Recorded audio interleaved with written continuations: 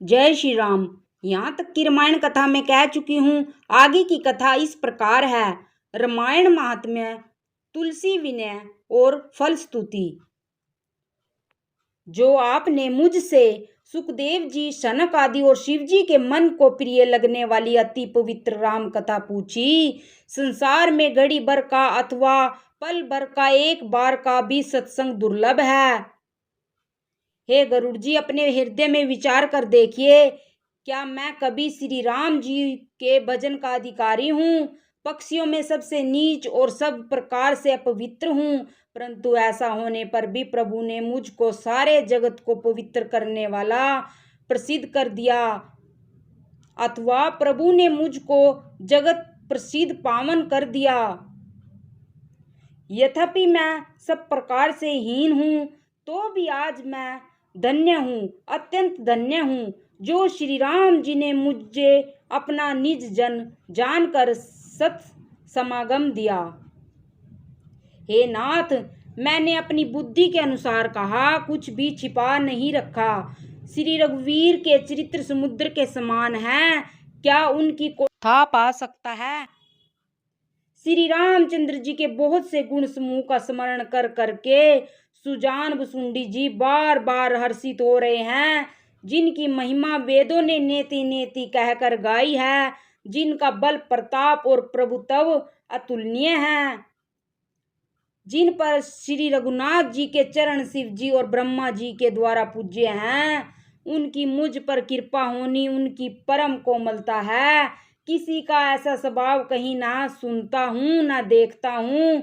अतः हे पक्षीराज गरुड़ जी, मैं श्री रघुनाथ जी के समान किसे गिनूं?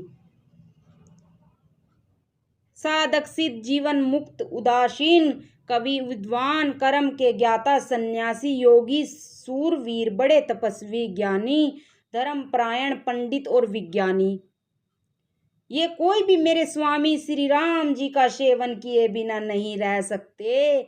मैं उन्हीं श्री राम जी को बार बार नमस्कार करता हूँ, जिनकी शरण जाने पर मुझ जैसे पाप राशि भी शुद्ध हो जाते हैं। उन अविनाशी श्री राम जी को मैं नमस्कार करता हूँ, जिनका नाम जन्म मरण रूपी रोग की औषध और तीनों भयंकर पीड़ाओं आदि भौतिक और आध्यात्मिक को हरने वाला है। वे कृपालु श्री राम जी मुझ पर और आप पर सदा प्रसन्न रहें।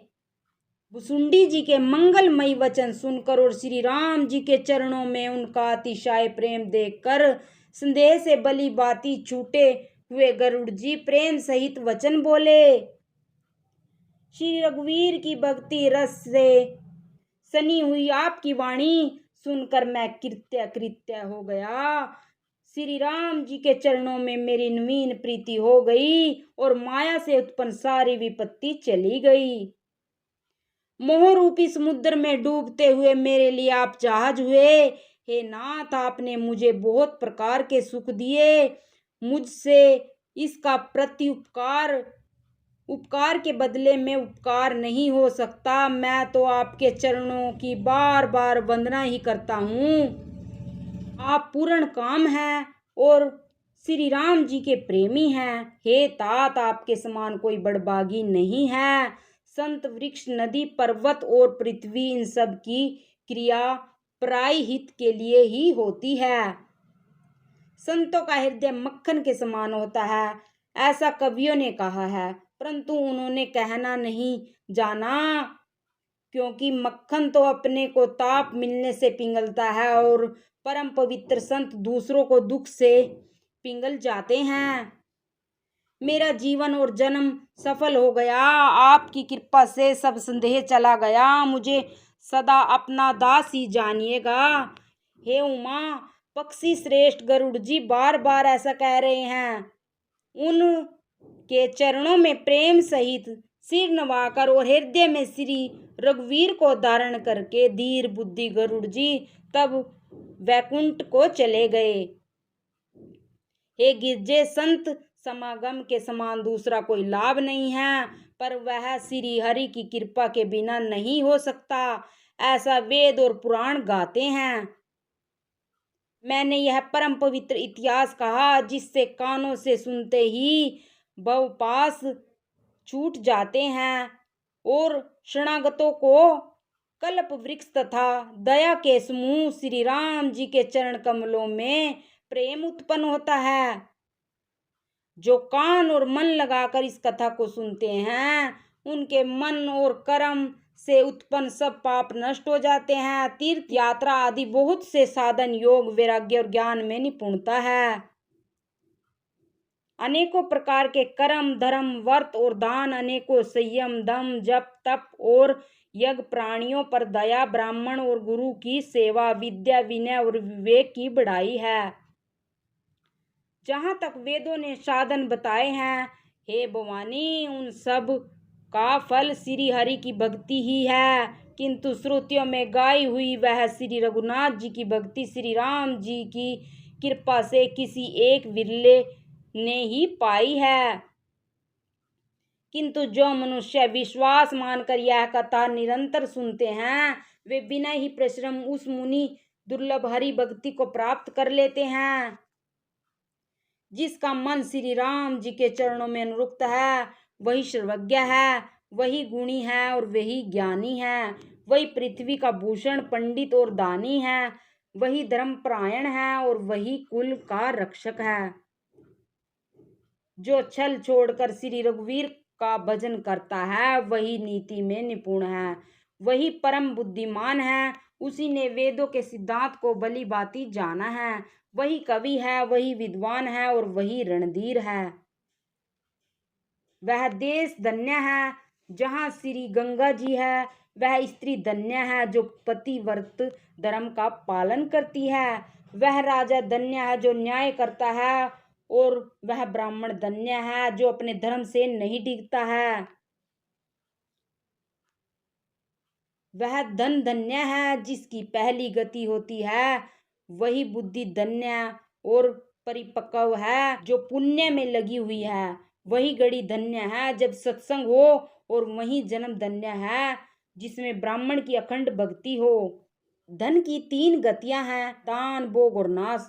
दान उत्तम है, भोग मध्यम है और नाश नीच गति है। जो पुरुष न देता है न भोगता है उसके धन की तीसरी गति होती है। हे उमा सुनो, वह कुल धन्य है, संसार भर के लिए पूज्य है और परम पवित्र है जिसमें श्री रघुवीर परायण विनम्र पुरुष उत्पन्न हो। मैंने अपनी बुद्धि के अनुसार यह कथा कही, यद्यपि पहले इसको छिपा कर रखा था। जब तुम्हारे मन में प्रेम की अधिकता देखी तब मैंने श्री रघुनाथ जी की यह कथा तुमको सुनाई।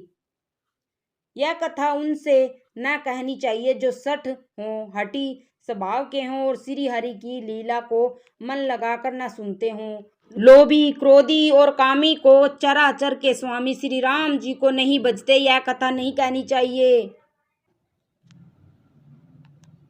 ब्राह्मणों के द्रोही यदि वह देवराज के समान ऐश्वर्यवान राजा भी हो तब भी यह कथा न सुनानी चाहिए। श्री राम कथा के अधिकारी वे ही हैं जिनका सत्संगति अत्यंत प्रिय है, जिनकी गुरु के चरणों में प्रीति है, जो नीति परायण है और ब्राह्मणों के सेवक हैं, वे ही इसके अधिकारी हैं और उसको तो यह कथा बहुत ही सुख देने वाली है। जिसको श्री रघुनाथ जी प्राण के समान प्यारे हैं। जो श्री राम जी के चरणों में प्रेम चाहता हो या मोक्ष पद चाहता हो वह इस कथा रूपी अमृत को प्रेम पूर्वक अपने कान रूपी दोने से पिए। हे गिरजे, मैंने कलयुग के पापों का नाश करने वाली और मन के मल को दूर करने वाली राम कथा का वर्णन किया है। यह राम कथा संस्कृति रूपी रोग के लिए संजीवनी जड़ी है। वेद और विद्वान पुरुष ऐसा कहते हैं। इसमें 7 सुंदर सीढ़ियां हैं जो श्री रघुनाथ जी की भक्ति को प्राप्त करने के मार्ग हैं। जिस पर श्री हरि की अत्यंत कृपा होती है वही इस मार्ग पर पैर रखता है। जो कपट छोड़कर यह कथा गाते हैं वे मनुष्य अपनी मन कामना की सिद्धि पा लेते हैं। जो इसे कहते सुनते और अनुमोदन करते हैं वे संसार रूपी समुद्र को गौ के खुर से बने हुए गड्ढे की भांति पार कर जाते हैं। याज्ञवल्क्य जी कहते हैं, सब कथा सुनकर श्री पार्वती जी के हृदय को बहुत ही प्रिय लगी और वे सुंदर वाणी बोली। स्वामी की कृपा से मेरा संदेह जाता रहा और श्री राम जी के चरणों में नवीन प्रेम उत्पन्न हो गया। हे विश्वनाथ, आपकी कृपा से अब मैं कृतार्थ हो गई। मुझ में दृढ़ राम भक्ति उत्पन्न हो गई और मेरा संपूर्ण क्लेश बीत गए।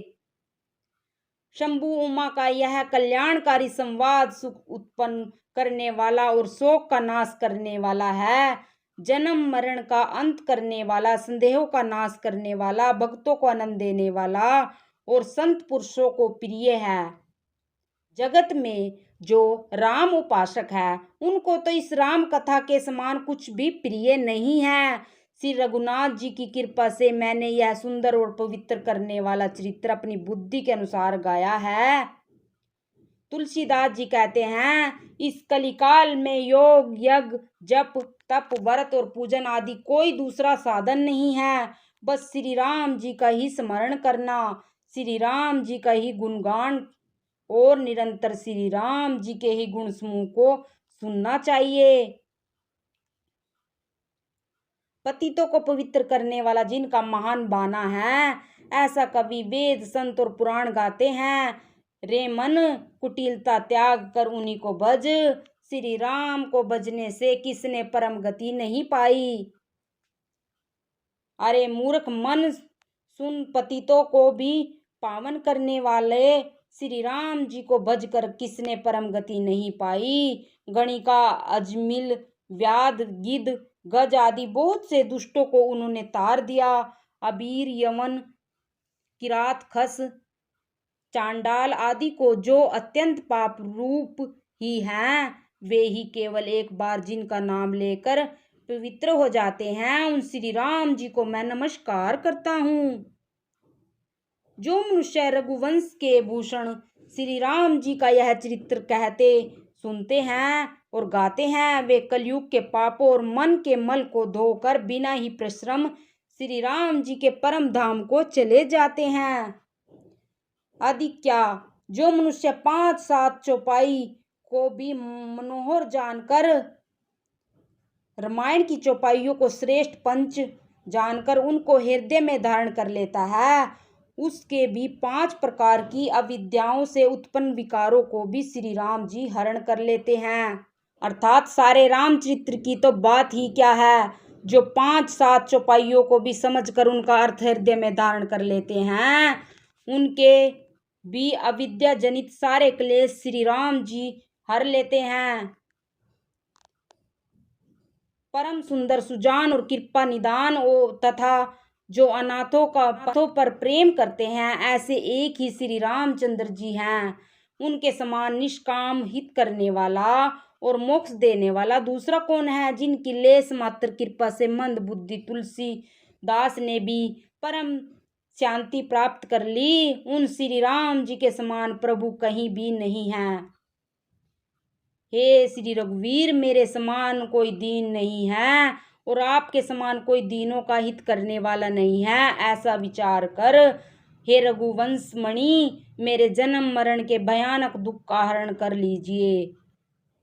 जैसे कामी को स्त्री प्रिय लगती है और लोभी को जैसे धन प्यारा लगता है, वैसे ही हे रघुनाथ जी, हे राम जी, आप निरंतर मुझे प्रिय लगिए।